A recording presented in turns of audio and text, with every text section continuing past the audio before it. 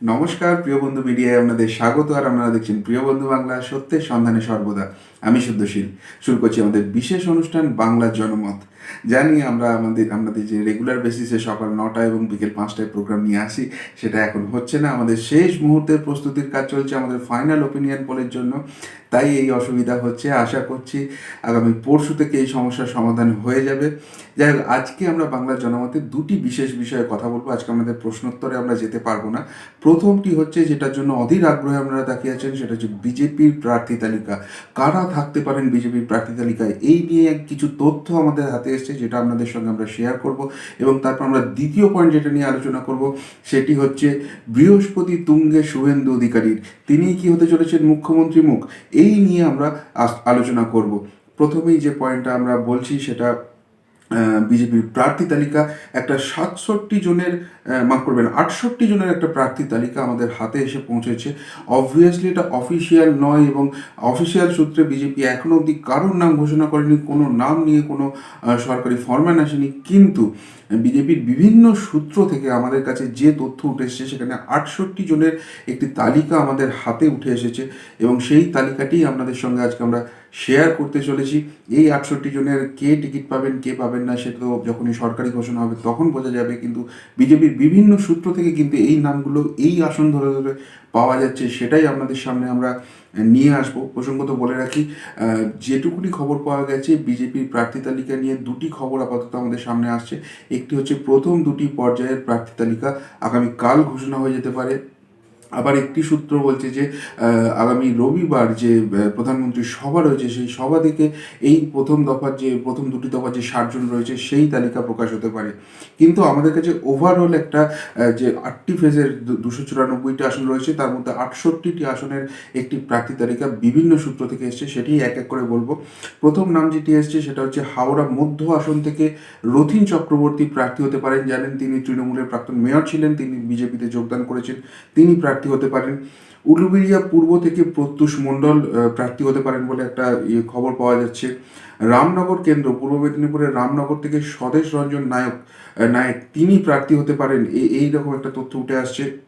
গোঘাট থেকে বিশ্বনাথ কারক, শিবপুর থেকে রুদ্রনীল ঘোষ, নোয়াপাড়া থেকে সুনীল সিং, কুমারগঞ্জ থেকে মাফুজা খাতুন, ইসলামপুর থেকে ডক্টর সৌম্যরূপ মণ্ডল, কুচবিহার দক্ষিণ থেকে মিহির গোস্বামী, আলিপুরদুয়ার কেন্দ্রটি থেকে গঙ্গাপ্রসাদ শর্মা, কালচিনি থেকে উইলসন চম্প্রামারি, কুমারগঞ্জ থেকে দশরথ টিরকে, মাদারিহাট থেকে মনোজ টিগ্গা, লাভপুর থেকে মনিরুল ইসলাম, নানুর থেকে গদাধর হাজরা, নাগরাকাটা থেকে শুক্রা মুন্ডা, দার্জিলিং থেকে বর্তমান বিধায়ক নিরাজ তামাং জিম্বা, তিনিই টিকিট পেতে পারেন, এরকম একটা সম্ভাবনা শোনা যাচ্ছে। গাজল থেকে দীপালি বিশ্বাস, হাবিবপুর থেকে জোয়েল মুর্মু, বর্তমানে বিজেপি বিধায়ক, তিনি আবার টিকিট পেতে পারেন। ইংলিশ বাজার থেকে শিরূপা মিত্র পেতে পারেন। বৈষ্ণবনগর থেকে স্বাধীন কুমার সরকার, করিমপুর থেকে সমরেন্দ্রনাথ ঘোষ, এই নামটি সামনে আসছে। শান্তিপুর থেকে অরিন্দম ভট্টাচার্য, কৃষ্ণগঞ্জ থেকে আশিস কুমার বিশ্বাস, বর্তমান বিধায়ক, তিনিই আবার টিকিট পেতে চলেছেন, এমনই বিভিন্ন সূত্র থেকে উঠে আসছে। বাগদা থেকে পেতে পারেন দুলাল ভর। বনগাঁ উত্তর থেকে বিশ্বজিৎ দাস, তৃণমূলের বর্তমান বিধায়ক, যিনি বিজেপিতে যোগদান করেছেন, তিনি টিকিট পেতে পারেন। বীজপুর থেকে মুকুল রায় পুত্র শুভ্রাংশু রায়, ভাটপাড়া থেকে অর্জুন সিং পুত্র পবন কুমার সিং, জগদ্দল থেকে রাহুল সিনহা, তিনি এবার জগদ্দল উত্তর চব্বিশ পরগনার এই কেন্দ্র থেকে টিকিট পেতে পারেন। তার একটা পারিবারিক এখানে ব্যাপার রয়েছে, আত্মীয়তার ব্যাপার রয়েছে, এবং সেই সূত্রেই তাকে এখান থেকে ভাবা হচ্ছে।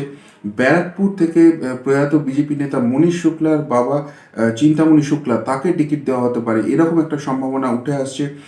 তার ফলে ব্যারাকপুরের বর্তমান বিধায়ক, তৃণমূল বিধায়ক, যিনি বিজেপিতে যোগদান করেছেন, সেই শিলভদ্র দত্তকে হয়তো পাশের কেন্দ্র খর্দা থেকে প্রতিদ্বন্দ্বিতা করতে হতে পারে, এরকমটাই জানা যাচ্ছে। পানিহাটি থেকে সন্ময় বন্দ্যোপাধ্যায়, তিনি প্রার্থী হতে পারেন।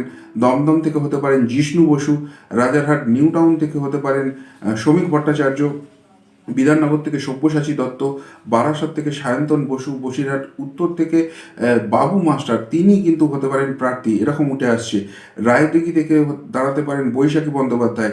ডায়মন্ড হারবারে বর্তমান তৃণমূল বিধায়ক, যিনি তৃণমূল ছেড়ে বিজেপিতে যোগদান করছে, দীপক কুমার হালদারকে প্রার্থী করা হতে পারে। যাদবপুর থেকে রিঙ্কু নস্কর, টালিগঞ্জ থেকে শোনা যাচ্ছে তৃণমূল কংগ্রেসের এক অন্যতম প্রথম সারির মন্ত্রী তার ভাইয়ের স্ত্রীকে এখান থেকে প্রার্থী করা হতে পারে, এরকম একটা শোনা যাচ্ছে। বেহালা পূর্ব থেকে শোভন চট্টোপাধ্যায় আবার টিকিট পেতে পারেন। বেহালা পশ্চিম থেকে সদ্য দলে যোগ দেওয়া অভিনেত্রী শ্রাবন্তী চট্টোপাধ্যায় তাকে প্রার্থী করা হতে পারে। ভবানীপুর থেকে দাঁড়াতে পারেন তথাগত রায়। রাসবিহারী থেকে দাঁড়াতে পারেন স্বপন দাশগুপ্ত। চৌরঙ্গি থেকে রাজ্যের এক প্রাক্তন বিধায়ক এবং কংগ্রেসের এক অন্যতম শীর্ষ নেতার স্ত্রী, তিনি চৌরঙ্গি থেকে প্রার্থী হতে পারেন, এরকম শোনা যাচ্ছে। এন্টালিতে তৃণমূল কংগ্রেসের এক বর্তমান বিধায়ক প্রার্থী হতে পারেন শোনা যাচ্ছে। শ্যামপুকুর থেকে সরকারি কর্মচারী পরিষদ, সরকারি কর্মচারী আন্দোলনের অন্যতম মুখ দেবাশিস শীল, তাকে প্রার্থী করা হতে পারে, এরকম একটা সম্ভাবনা শোনা যাচ্ছে। মানিকতলা থেকে কলকাতা পৌরসভার, কলকাতা মিউনিসিপ্যালিটির এক দাপুটে নেতা, অন্যতম শীর্ষ নেতা, তাকে প্রার্থী করা হতে পারে। কাশীপুর বেলগাছিয়া থেকে অগ্নিমিত্রা পাল টিকিট পেতে পারেন। বালি থেকে বৈশালী ডালমিয়াকে টিকিট দেওয়া হতে পারে, যদিও আরেকটি সূত্র বলছে বৈশালী ডালমিয়া নিজে বালি কেন্দ্র থেকে প্রার্থী হতে খুব একটা ইচ্ছুক নন, তিনি কলকাতার কোনো একটি কেন্দ্র চাইছেন, কিন্তু গেরুয়া শিবির সূত্রে বিভিন্ন যেটা খবর আসছে সেখানে বৈশালী ডালমিয়াকেই পুনরায় বালি কেন্দ্রের জন্য ভাবা হচ্ছে। ডোমজুর থেকে রাজীব বন্দ্যোপাধ্যায়, উত্তরপাড়া থেকে প্রবীর কুমার ঘোষাল, তমলুক থেকে অশোক কুমার দিন্দা, যিনি সিপিআই বিধায়ক, কিছুদিন আগেই শুভেন্দু অধিকারীর সঙ্গে বিজেপিতে যোগদান করেছেন, তাকে টিকিট দেওয়া হতে পারে। ময়না থেকে ক্রিকেটার অশোক দিন্দাকে টিকিট দেওয়া হতে পারে, এরকম একটা সম্ভাবনা উঠে আসছে। হলদিয়া থেকে বর্তমান বিধায়ক তাপসী মণ্ডল, যিনি সিপিএম ছেড়ে বিজেপিতে যোগদান করেছেন, তাকে টিকিট দেওয়া হতে পারে। নন্দীগ্রাম থেকে টিকিট পেতে পারেন শুভেন্দু অধিকারী। পটাশপুর থেকে শঙ্কুদেব পান্ডা। কাঁথি উত্তর থেকে বাঁশরী মাইতি। খেজুরি থেকে রণজিৎ মণ্ডল। কাঁথি দক্ষিণ থেকে সৌমেন্দু অধিকারী। কাশীপুর থেকে বিবেক রাঙ্গা। পুরুলিয়া থেকে সুদীপ কুমার মুখোপাধ্যায়। বিষ্ণুপুর থেকে শ্যামাপ্রসাদ মুখোপাধ্যায়। কালনা থেকে বিশ্বজিৎ কুণ্ডু। মন্তেশ্বর থেকে সৈকত পাজা। গলসি থেকে সুনীল মণ্ডল এবং আসানসোল উত্তর থেকে মলয় ঘটকের বিরুদ্ধে জিতেন্দ্র তিওয়ারি। এই 68 জনের একটা তালিকা বিভিন্ন সূত্র থেকে আমাদের কাছে এসে পৌঁছেছে। আবারও বলছি, এটা কিন্তু কোনো মতেই কোনো সরকারি তালিকা নয়, বিজেপির কাছ থেকে সরকারিভাবে কিচ্ছু জানা যায়নি, কিন্তু বিজেপির বিভিন্ন সূত্র থেকে যে খবর আমাদের কাছে এসে পৌঁছেছে তার ভিত্তিতে এই 68 জনের নাম আমরা বললাম। এখন দেখা যাক যখন বিজেপি সরকারিভাবে ঘোষণা করবে এদের মধ্যে সত্যিই কতজন কোন কেন্দ্র থেকে টিকিট পান বা না পান। এই গেল বিজেপির প্রার্থী তালিকা। আশা করি আপনারা যে ব্যাপারটা নিয়ে অধীর আগ্রহে অপেক্ষা করছেন তাতে চিন্তার আরেকটু খোরাক আমরা জোগাতে পারলাম, আরেকটি চিন্তার উপাদান, সেখান থেকে আমরা তর্ক বিতর্ক, আপনাদের মতামত, সেটাও আপনারা অবশ্যই জানাতে পারেন। এবার দ্বিতীয় যে বিষয়টি নিয়ে কথা বলবো সেটা হচ্ছে শুভেন্দু অধিকারীর বৃহস্পতি কি তুঙ্গে, তিনিই কি মুখ্যমন্ত্রী মুখ হতে চলেছেন বিজেপির, এই বিষয়টি নিয়ে আলোচনা করব। আমরা আগের বিভিন্ন আলোচনায় জানিয়েছি যে বিজেপির যে স্ট্র্যাটেজি হতে চলেছে সেই স্ট্র্যাটেজি অনুযায়ী কোনো মুখ্যমন্ত্রী মুখ ঘোষণা করা হবে না, এবং মুখ্যমন্ত্রী মুখ ঘোষণা না করে নরেন্দ্র মোদী, অমিত শাহকে সামনে রেখেই এই নির্বাচনে লড়া হবে। এবং বিজেপির কথা হচ্ছে, আমাদের স্লোগান এক ভারত শ্রেষ্ঠ ভারত, সুতরাং সেই জায়গা থেকে নরেন্দ্র মোদীর যে দূরদর্শিতা, নরেন্দ্র মোদীর যে গোটা ভারতের উন্নয়নের পরিকল্পনা, সেটাকে সামনে রেখেই পশ্চিমবঙ্গের নির্বাচন করা হবে। এবং নির্বাচনের পরে যদি ক্ষমতায় আসা যায়, সেইখানে পরিস্থিতি অনুযায়ী কে মুখ্যমন্ত্রী হবেন সেই ব্যাপারটায় সিদ্ধান্ত নেওয়া হবে, এই জায়গাটা রয়েছে। কিন্তু সেখানে কোথাও গিয়ে বোধহয় কিছুটা দৌড়ে এগিয়ে গেলেন শুভেন্দু অধিকারী। কেননা তার সঙ্গে তিনটি ঘটনা ঘটেছে এবং যেটার ফলে রাজনৈতিক বিশ্লেষকরা এই কথা মনে করছেন।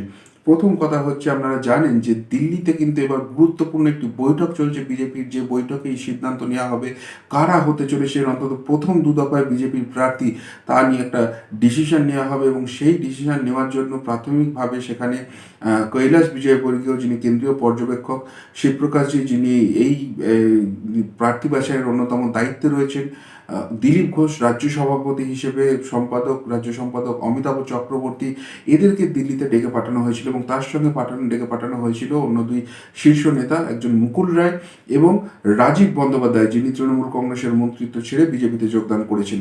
কিন্তু সেই তালিকায় নাকি কোথাও নাম ছিল না প্রাথমিকভাবে শুভেন্দু অধিকারীর, কেননা তার গড়েই কিন্তু কার্যত প্রথম 2 দফার নির্বাচন, সুতরাং তিনি সেখানেই কনসেন্ট্রেট করবেন, এরকমই ভাবা হয়েছিল। কিন্তু সূত্রের খবর, শুভেন্দু অধিকারীকে ব্যক্তিগতভাবে ফোন করেন অমিত শাহ এবং তিনি বলেন যে এই বৈঠকে, দিল্লির যে বৈঠক হচ্ছে সেখানে তার উপস্থিতি একান্ত কাম্য এবং তাকেও দিল্লি আসতে হবে। এবং অমিত শাহর খোদ এই ফোন করা কিন্তু অনেক জল্পনা বাড়িয়ে দিচ্ছে শুভেন্দু অধিকারীর গুরুত্ব যেটি কতখানি বিজেপিতে এই মুহূর্তে। প্রার্থী তালিকার ফাইনালাইজ যেখানে হচ্ছে সেখানেও তাকে অবশ্যই করে ডেকে নিচ্ছেন ব্যক্তিগতভাবে কেন্দ্রীয় স্বরাষ্ট্রমন্ত্রী অমিত শাহ, এবং কেন্দ্রীয় স্বরাষ্ট্রমন্ত্রী থেকেও এখন যে পরিচয়টা বেশি করে হবে সেটা হচ্ছে বিজেপির অন্যতম শীর্ষ নেতা, যিনি ডিসিশন মেকার কার্যত। এবং শোনা যাচ্ছে যে এই যে প্রার্থী তালিকা 294 আসনে বিজেপির যারা প্রার্থী হবেন তা নিয়ে কিন্তু ফাইনাল ডিসিশন নেবেন অমিত শাহ নিজে। তার নিজের বিভিন্ন সংস্থা পশ্চিমবঙ্গ জুড়ে একাধিক সমীক্ষা চালিয়েছে এবং সেই সমীক্ষার ভিত্তিতে তার একটি তালিকা আছে। তার সঙ্গে যোগ হয়েছে সংঘ পরিবার বা তাদের একটি তালিকা, এবং বিজেপির যে রাজ্য দপ্তর রয়েছে তাদের তরফে একটি তালিকা। সেখানে প্রচুর আমরা শুনেছি যে নমিনেশনের জন্য নাম জমা পড়েছে, তারা সকলেই প্রার্থী হতে আগ্রহী। এক একটি কেন্দ্রে তো 18টি, 20টি, 40টি, 60টি অব্দি নাম জমা পড়েছে এবং সেইখান থেকে ঝাড়াই বাছাই করে 3 থেকে 5টি নাম তারা শর্টলিস্ট করেছেন। এখন সেই তালিকায় দেখা যাবে যে অমিত শাহের যে তালিকা উঠে এসছে নিজস্ব সমীক্ষায়, তার সঙ্গে এই তালিকার কোনো মিল আছে কিনা, বা তার তালিকায় নাম আছে এই তালিকায় নাম বাদ গেছে কিনা, এরকম বিভিন্ন কিন্তু জায়গা উঠে এসেছে এবং সেগুলোই আলোচনা হবে। এবং সেই আলোচনায় ফাইনাল ডিসিশন নেওয়া হবে যে এই 7টি কেন্দ্রে কারা প্রার্থী হচ্ছেন, এবং তারপর দ্বিতীয় দফায় বাকি তৃতীয় এবং চতুর্থ দফার জন্য প্রার্থী বাছাই করা হবে। কিন্তু যাই হোক, এই প্রার্থী বাছাইয়ের প্রক্রিয়ার মধ্যে শুভেন্দু অধিকারীকে ডেকে নিলেন অমিত শাহ, এবং সেখানেই রাজ্য বিজেপিতে কিন্তু গুঞ্জন যে শুভেন্দু অধিকারীর গুরুত্ব ঠিক কতখানি যে তাকেও কিন্তু এইভাবে ব্যক্তিগতভাবে ডেকে নেওয়া হলো। এটা গেল 1 নম্বর কথা। 2 নম্বর যে কথাটা আমরা জানেন যে যেদিনকেই শুভেন্দু অধিকারী বিজেপিতে যোগদান করেছিলেন, শোনা যাচ্ছিল সেদিনকে আসানসোল জেলার পাণ্ডবেশ্বরের বিধায়ক জিতেন্দ্র তিওয়ারি তিনি বিজেপিতে যোগদান করতে পারেন। কিন্তু তখন শোনা গিয়েছিল যে বিজেপির কেন্দ্রীয় মন্ত্রী বাবুল সুপ্রিয় তিনি কিন্তু ঘোরতর বিরোধী ছিলেন জিতেন্দ্র তিওয়ারির যোগদানের ক্ষেত্রে, এবং সেই কারণেই নাকি এই যোগদান আটকে যায়। যদিও সরকারিভাবে এই নিয়ে কেউ মুখ খোলেননি, কিন্তু বিজেপির অন্দরে কানাঘুষাতে এই কথাটিই শোনা গিয়েছিল। কিন্তু দেখা গেল সেই জিতেন্দ্র তিওয়ারি শেষ অবধি যোগদান করলেন, এবং সেখানে শুভেন্দু অধিকারীর একটা সমর্থন ছিল। শুভেন্দু অধিকারী তার পাশে ছিলেন, এই জায়গাটাই যেন কোথাও উঠে আসছে, এবং সেই কারণেই জিতেন্দ্র তিওয়ারি শেষ অবধি যোগদান করলেন। এবং টিকলো না সেখানে বাবুল সুপ্রিয়র এই প্রতিবাদ। উল্টে বাবুল সুপ্রিয় জিতেন্দ্র তিওয়ারিকে পাশে নিয়ে বললেন একসাথে কাঁধে কাঁধ মিলিয়ে লড়ার কথা। অর্থাৎ এখানেই বোঝা যাচ্ছে যে শুভেন্দু অধিকারী কিন্তু যেভাবে ঘুঁটি সাজাতে চাইছেন এই নির্বাচনের জয়ের ব্যাপারে বিজেপি কিন্তু তার উপরই, তার চাণক্য নীতির উপরেই কিন্তু অনেক বেশি করে নির্ভর করতে চাইছে। এবং যেখানে এই জায়গাটা আরও ভালো ডেভেলপ করার জায়গা আছে, বা যেখানে জায়গা ড্যামেজ আছে সেটাকে ঠিকঠাক মেরামত করার জায়গা রয়েছে, সেখানে শুভেন্দু অধিকারী কী ভাবছেন, কীভাবে জিনিসটাকে এগিয়ে নিতে চলেছেন, এই জায়গাটা অত্যন্ত গুরুত্বের সহকারে মান্যতা দিচ্ছে বিজেপির শীর্ষ নেতৃত্ব। এবং সেই কারণেই কিন্তু শুভেন্দু অধিকারীর নাম্বার যে বাড়ছে এই নিয়ে নিঃসন্দেহ রাজনৈতিক বিশ্লেষকরা। আর তার সঙ্গে শুভেন্দু অধিকারীর অনুগামীদের জন্য একটা তৃতীয় বড়সড় সুখবর এলো। সেটা হচ্ছে আপনারা এখন জানেন যে বিভিন্ন সভা থেকে শুভেন্দু অধিকারী কিন্তু তোলাবাজ ভাইপো বলে আক্রমণ করে থাকেন, এবং সেই আক্রমণের তীর বোধহয় কোথাও গিয়ে অভিষেক বন্দ্যোপাধ্যায়ের দিকে হচ্ছে, এবং সেই কারণে অভিষেক বন্দ্যোপাধ্যায়ের আইনজীবীরা তার শুভেন্দু অধিকারীর বিরুদ্ধে একটি মানহানির মামলা করে, এবং সেই মানহানির মামলাটা কিন্তু স্থগিতাদেশ এসে গেছে আগামী 31শে মার্চ অবধি।